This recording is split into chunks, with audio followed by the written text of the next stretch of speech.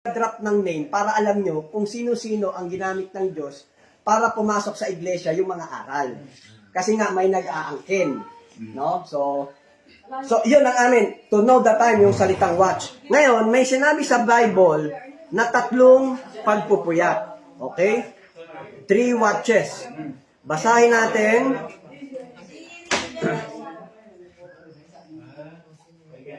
Three watches. Luke 12:37 hanggang 43. Ano? So ako nababasa para mabilis. Mapalad yung mga alipin na kung dumating ang Panginoon ay maratnang nangagpupuyat.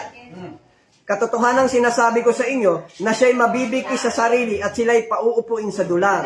At lalapit at sila'y paglilingkuran niya. So yung nagpupuyat, mapala daw yung mga alipin na nagpupuyat. Yung nag-aaral ng to know the time, nag-aaral ng prophecy. No? Pag tinukoy mo yan, kasi yung, para malaman mo yung oras, pag-aral mo kailangan yung time prophecy.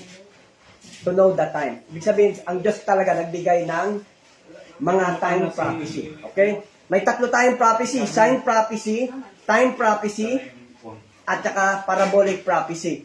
Yung mga talinghaga kanina nakasulat, bukas i-lecture naman natin yon, yung specific presentation nun. Ano? Sabi rito, at kung siya'y dumating sa 2 pagpupuyat o sa 3, at masumpungan sila sa gayon, ay mapalad ang mga aliping yaon. So may sinabi rito, and if if he shall come in the 2nd watch and or come in the 3rd watch and find them, so blessed are those servants. No?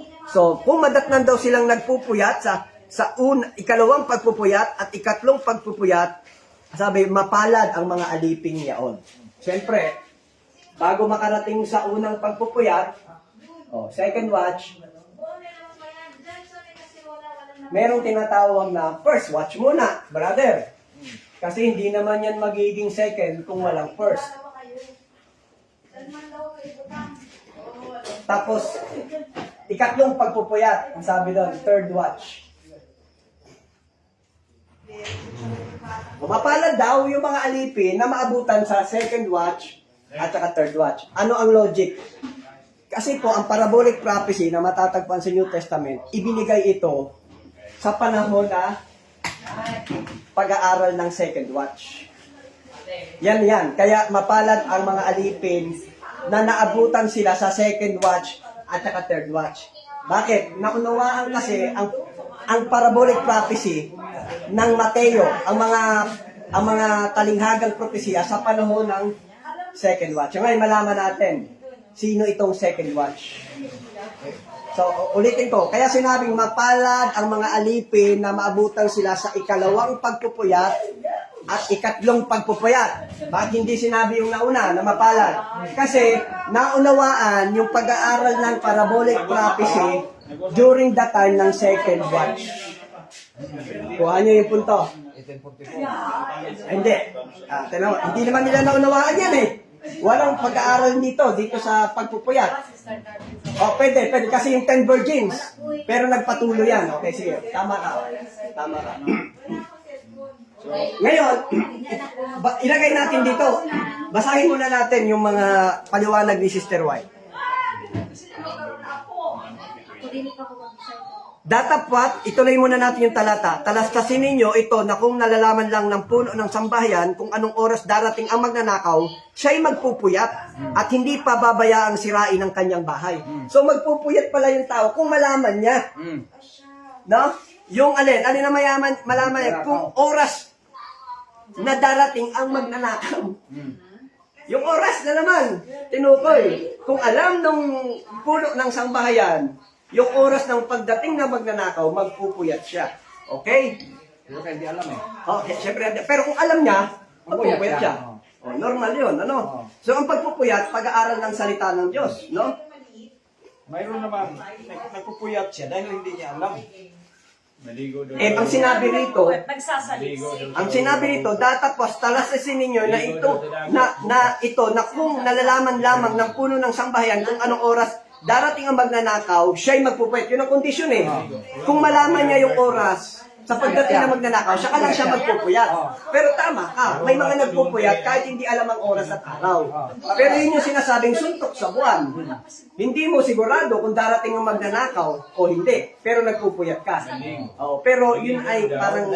Natural yan, dahil para yung guard, yung guardia. Ngayon, bakit ka nagbabantay? Kasi alam mong may magnanakaw na darating. Hindi mo lang alam yung oras. Okay. Okay.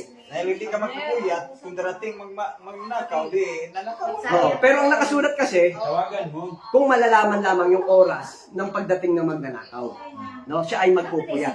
Okay, so yun yung nakasulat. Pero hindi natin dinidisregard yung sinasabi mo. At hindi pa bayaan sirain ang kanyang bahay. Kayo rin naman ay magsihanda sapagkat sa oras na hindi ninyo iniisip, ang anak ng tao ay darating. Okay, sino ang tinutukoy dito na sa oras na hindi ninyo iniisip, ang anak ng tao ay darating? At sinabi ni Pedro, Panginoon, sinasabi mo ba ang talinghagang ito sa amin o sa lahat naman? At sinabi ng Panginoon, sino nga ba ang katiwalang tapat at matalino na pagkakatiwalaan ng kanyang Panginoon, ng kanyang sambahayan upang sila'y bigyan ng kanilang bahagi na pagkain sa kapanahunan? So, ang tinutukoy dito, yung mga katiwala na binigyan ng pagkain sa kapanahunan. Mapalad ang alipin yaon na kung dumating ang kaniyang Panginoon ay marat ng gayon ang ginagawa niya. Okay, so may sinabi pa rito, kayo ay anak ng kaliwanagan, hindi kayo anak ng kadiliman, upang datnan kayo katulad ng samag na nakaw. Ibig sabihin, ang madadatnan lang katulad sa magnanakaw ay yung hindi nagpupuyat o yung hindi anak ng liwanag. Yung nasa kadiliman. So, ibig sabihin, nasa liwanag ka kasi nag-aaral ka nga. So, yung sinasabi pala na maaabutan katulad ng magnanakaw ay para lang yun sa masama. Pero tayong mga nasa anak ng kaliwanagan, yung mga nagpupuyat, yung nag-aaral ng propesiya, eh hindi tayo anak ng kadiliman, kundi anak tayo ng kaliwanagan. Yun yung sinasabi, no? Okay, basahin natin yung paliwanag dito ni Sister White sa talata na ito mismo. Ito ay mababasa sa Testimonies Volume 2, 192, paragraph 1. A company was presented before me in contrast to the ones described. They were waiting and watching. Kanina. Watch ye therefore, for ye know not when the master of the house cometh at even, or at midnight, or at the cock-crowing, or in the midnight, lest coming suddenly, he find you sleeping. Ito naman yung cock-crowing na to are past. We are in the third watch, waiting and watching for the master's return. So, kaya pinakita kay Sister White na isang company, isang pulutong na ini-encourage nila ang isa't isa. Sabi nung company na yon, yung first and second watch are past. And we are now in the third watch. Oo. Third watch, waiting and watching for the master's return. There remains but a little period of watching now. I saw some become weary. Yung iba sa kanila, ay napagod na, nanghina na, no? Their eyes were directed downward. Yung sabing mata nila na heavenward, eh downward na yung iba, hindi lahat, ano? And they were engrossed with earthly things. Nag-isip na sila na makasanlibutang mga bagay. And were unfaithful in watching. Hindi na sila naging nagtuloy-tuloy sa pagpupuyat, sa pag-aaral ng mga prophecy. No? They were saying, in the first watch, we expected our master, but were disappointed. Sinasabi daw nung small company na ito, sa first watch, disappointed sila. Okay. Sabi. Tapos, Nagyan mo ang first watch. ayan to. First watch. Disappointed, ano? Tapos ang sabi rito, in the first watch, we expected our master, but we are disappointed. We thought surely he would come in the second watch, but that passed, and he came not. We may be again disappointed. Sa second watch, disappointed na naman. Anong year yan? Again lang yan, ha? Oo. Yung disappointment sa first watch, anong year yan? Mamaya, anuhin natin, ha? Ano na natin. Gusto ko lang makita yung comment ni Sister White na binanggit siya sa first watch na disappoint. Second watch, disappointed pa rin. May disappoint din. Oo, yung sinasabi rin yung ibang grupo, no? Pero yung ibang grupo, nag-weary na, tumigil na sa mga pag-aaral ng salita ng Diyos. Siguro dahil nga sa disappointment na nangyari, kaya yung iba tumigil na. He would come in the second watch, but that passed and he came not. We may be again disappointed. We need not to be so particular. He may not come in the following watch. So sabi nila, hindi na yan darating sa ikatlo. Question mark. No? And now, we think it best to lay up our treasures on the earth. Kaya sabi nila, o na, yung ating mga kayamanan, ilagay na natin dito sa sanlibutan. Negosyo na ang Nagnegosyo, that we may be secure against want, at para mag-suportahan yung mga pangangailangan natin. No?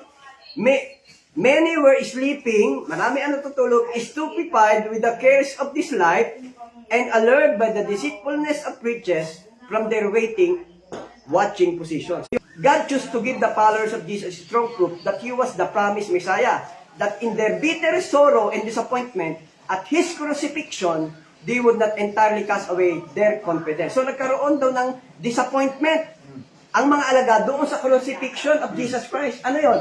Hindi nila matanggap na si Kristo ay mamamatay. Di ba? Pag-aralan niya yun. Nung simula nang sinabi ni Kristo sa mga alagad na ako ay mamamatay, matay siya. Dapat nga magtatayo ka ng kaharian dito sa lupa eh.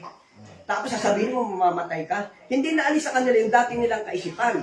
Kaya nga doon, sa panahon ni Pedro, nakita ni Kristo na itong si Pedro, hindi pininiwalaan yung sinabi ko na ako'y mamamatay. Nanatili pa rin sa isip niya na ang Mesiyas hindi mamamatay. Kaya sabi niya, Pedro, 3 beses mo ako ipagkakanulo. Di ba? At nangyari nga yun, 3 times. Alam mo kung ano nasa isip kasi ni Pedro? Nanatili pa rin sa isip niya na ang Mesiyas hindi mamamatay. Hindi niya tinanggap yung sinabi ni Kristo na siya ay mamamatay after 3 days, mabubuhay siya na maguli. That this it must be. The heart of the disciples also sank in despair and bitter disappointment as Jesus suffered himself to be led away by the enemies. Error Writings 244, paragraph 3, the prophecy of Zechariah 9:9 must be fulfilled. Second one, sino itong na-disappoint?